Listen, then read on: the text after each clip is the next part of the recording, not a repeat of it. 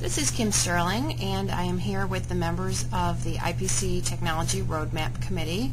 We have Dieter Bergman, Jack Fisher, and Denny Fritz, and we're going to ask them just a few questions this morning about the upcoming 2008-2009 Technology Roadmap. IPC has been involved in developing roadmaps since 1993. We started off at a very large meeting held in Chicago where people thought they wanted to know about the future of the electronic interconnection industry. Everybody was worried which way we were heading. I think we were also kind of helped a little bit by the component manufacturers who at that time had their own roadmap, and they said it would be a good thing to do.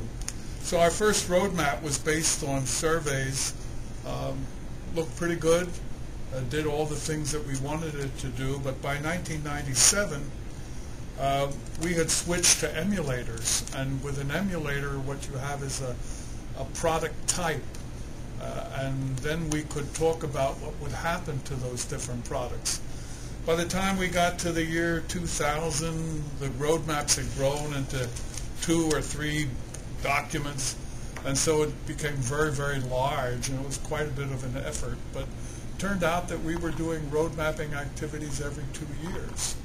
So maybe we'll talk a little bit and get Jack Fisher, our chairman, to tell us a little bit about what we're doing for the roadmap that's going to be released at the beginning of 2009.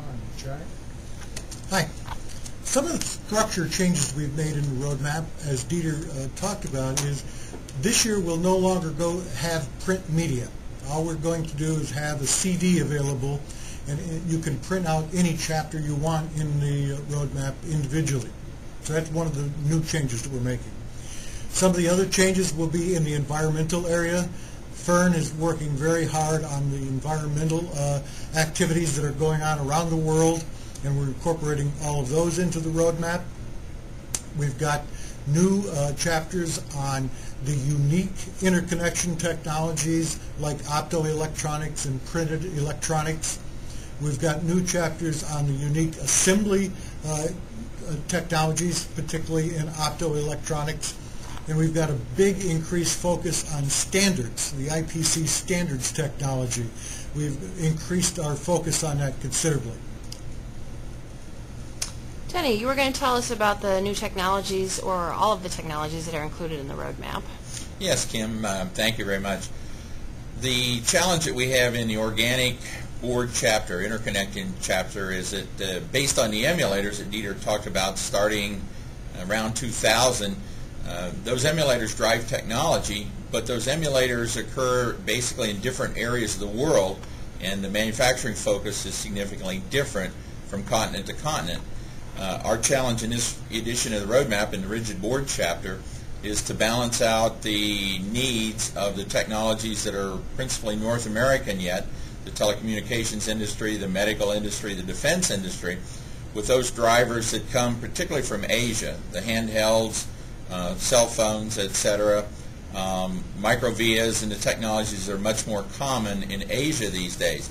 And the challenge to do that is to blend the needs of both of those areas into one roadmap.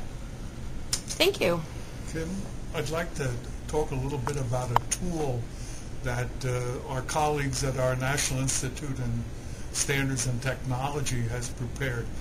Because the emulators are so important, Art Greiser took all of the drivers that Denny just talked about, and he created a tool that will allow people to put their own product in and compare them to the emulators that we've published. And our plan is to have this tool available on the CD. So not only are we giving them the copy of the information, we're giving them an automatic way in which they can look at their own company's products, compare them to the drivers that the roadmap is written about, and see how it fits in with the different things that are being made throughout the world. So it'll be pretty exciting. Thank you. Does anybody else have any comments on the roadmap? Thank you very much. Thank you.